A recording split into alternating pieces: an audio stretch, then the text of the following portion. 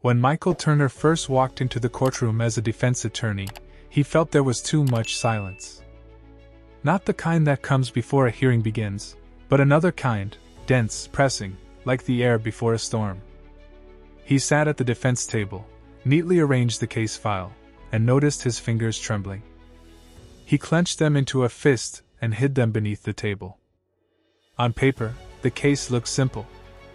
The defendant was Emily Lawson, 38 years old, an accountant at a construction firm. The charge: large-scale financial fraud. The prosecution claimed she had transferred company funds through shell accounts. The amount was substantial. The scheme was clean. And that frightened Michael more than anything else. Emily sat calmly. Too calmly for someone facing up to 8 years in prison. She didn't scan the courtroom or search for reassurance. Only occasionally did she adjust the sleeve of her gray blazer, as if making sure she was still here, in reality, not inside someone else's mistake. "Are you sure you want me to represent you?" Michael asked during their first meeting. "Yes," she replied. "You haven't learned how to lie yet." There was no accusation in her voice. Almost gratitude. Michael smiled at the time, but later he understood, she wasn't joking. The judge entered. The hearing began. The prosecutor spoke confidently and clearly, as if reading instructions.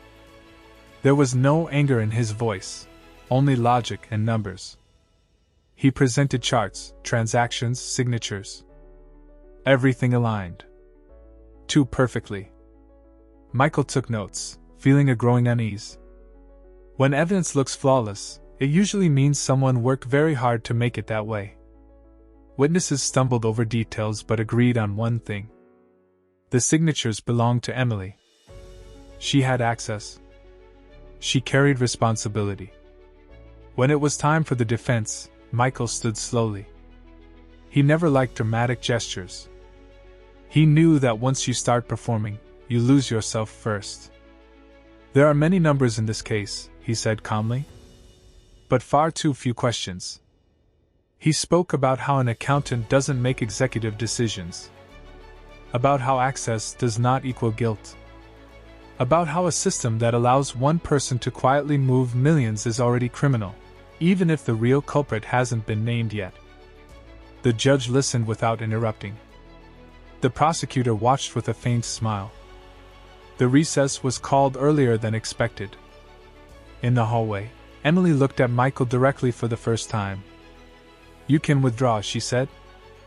"No one would blame you." "For what?" he asked. "For not wanting to lose." He didn't answer. Because it was true. That night, Michael reread the case files again. And then he noticed a small detail. One of the accounts used for the transfers had been opened a week before Emily went on vacation. She was out of the country at the time. She physically couldn't have authorized the transactions. The signature matched. The dates did not. It was a small thing. But small things sometimes change lives. At the next hearing, Michael questioned the administrator. "Is it possible to access the system without the accountant's knowledge?" "Theoretically, yes," the witness said after a pause. The courtroom fell silent again. The kind of silence that cannot be faked. Michael didn't rush. He asked more questions.